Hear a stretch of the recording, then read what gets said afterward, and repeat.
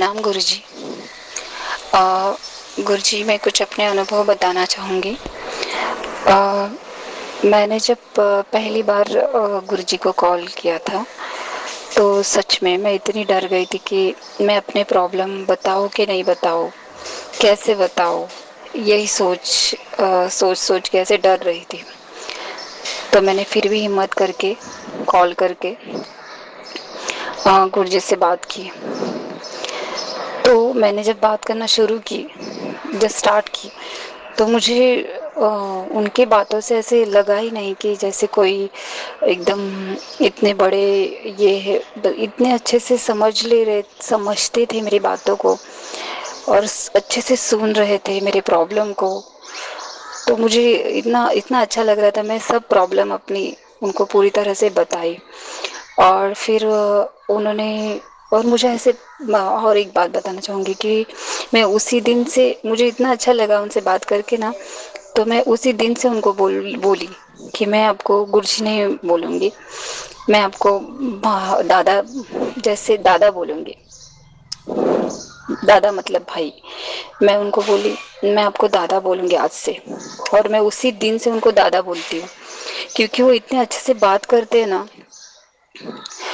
कोई भी लेडीज अगर सच में कुछ प्रॉब्लम है, तो ये जो इंसान है ये सच्चे और अच्छे हैं।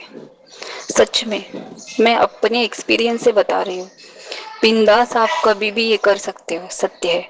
कभी भी कॉल कर सकते हो, इतने अच्छे इंसान है ये। क्योंकि लेडीज से इतने अच्छे से बात करते हैं ना कि आपको लगेगा ही जैसे किसी को मेरा एक्सपीरियंस है कि लगा ही नहीं मुझे ऐसे कहीं कि कोई और है। मैं अपने भाई जैसे उनको दादा, एकदम रिस्पेक्ट से, मुझे बहुत अच्छा लगता है, मुझे दादा बोलती हूँ मैं उनको। और अपनी सब प्रॉब्लम मैंने बताई उनको। उन्होंने मुझे मेरे प्रॉब्लम पे सॉल्यूशन भी बताया कि ऐसे ऐसे, कि सब सुन के उन्होंने लिया पहले एकदम अच्छे से। फिर उन्होंने मुझे बोला कि क्या चाहिए तुझे, ऐसे सिद्धि ट्रांसफ़र ऐसे। तो मैंने अपने प्रॉब्लम में बहुत सारे बताए। फिर मैंने उनको बताया कि मुझे कि क्या मैं ये ट्रांसफ़र ले सकती हूँ, दिलकोश जिनकी। तो पहले मैंने सोचा मेरी इतनी हैसियत नहीं है, मैं क्या बोल रही हूँ ऐसे। लेकिन उन्होंने एक ही मिनट में, मुझे सच में बिलीव नहीं हो रहा है मुझे अभी भी, कि मैं सिर्फ ऐसे सुनती थी रोज उनका वीडियो वो, और आज मुझे इतना बिलीव नहीं हो रहा है कि उन्होंने मुझे सच में इतनी मदद की है। एक उनके लिए क्या बोलूँ, वो कम ही है सच में। और मैं बताना चाहूँगी, फिर उन्होंने मुझे बात हुई, जैसे दादा से मेरी बहुत दिन ऐसे बात चल रही थी। दादा एकदम अच्छे से बात करते हैं। फिर फटाक से उन्होंने मेरी प्रॉब्लम सुन के, मैं तकलीफ में हूँ तो मुझे सिद्धि ट्रांसफ़र भी जल्दी दे दी उन्होंने। सच में बहुत जल्दी दी उन्होंने मुझे। और मैं अपना अनुभव बताना चाहूँगी कि सच में कुछ है इस दुनिया में, सच्चे लोग हैं। अगर अपनी लाइफ सच में कुछ प्रॉब्लम है अपनी लाइफ में, तो अच्छे और सच्चे लोग बहुत कम है। जैसे कि ये दादा, प्लीज, कि जैसे मैं भगवान की बहुत शुक्रगुजार हूँ कि मुझे ऐसे इंसान मिले। सच में बोल रही हूँ, जैसे सच्चे इंसान।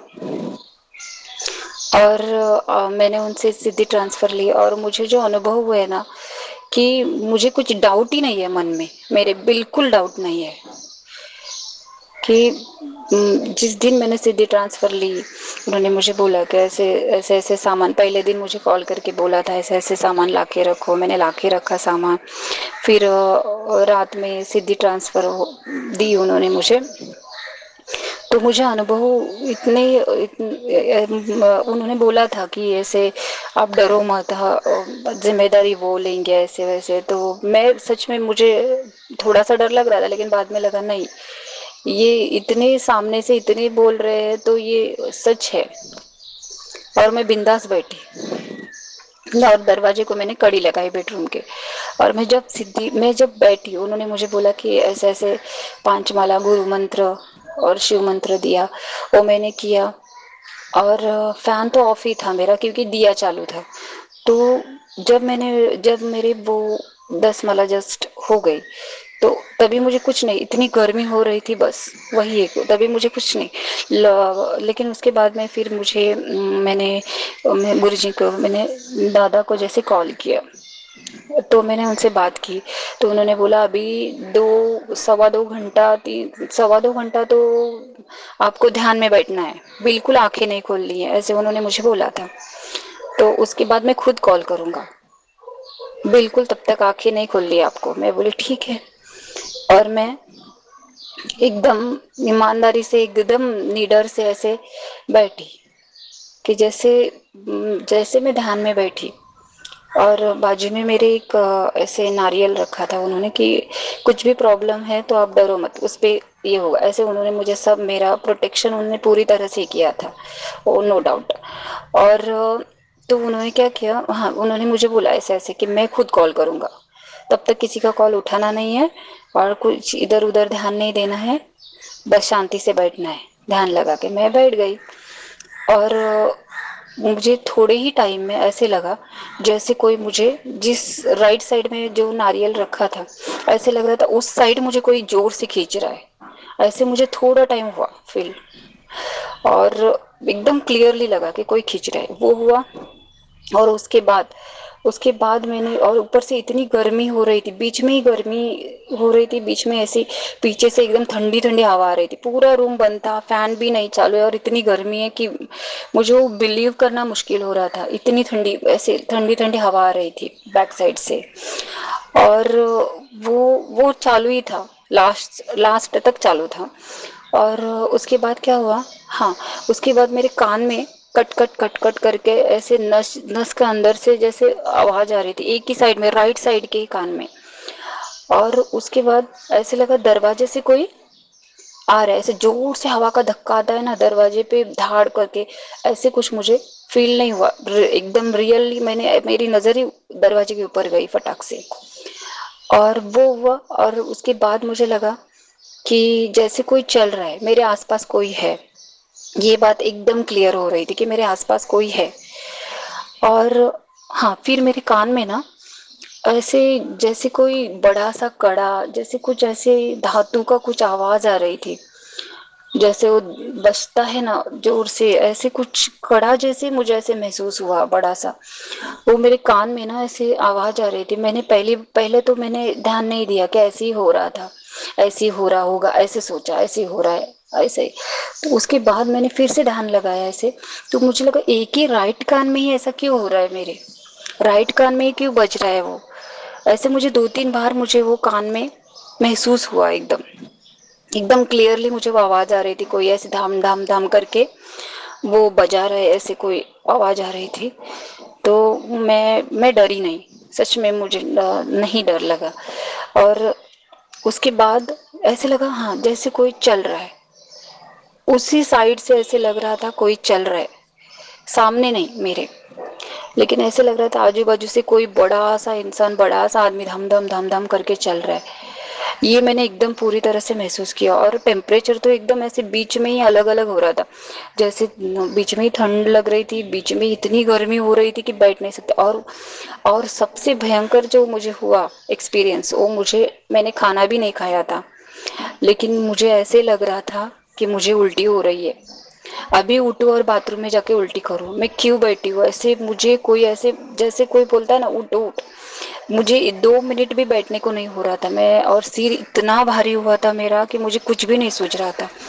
और उल्टी का तो मुझे ऐसे लग रहा था कि मेरे मुंह से अभी बाहर ही निकल जाएगी उल्टी, अगर मैं यहाँ से हिली नहीं तो।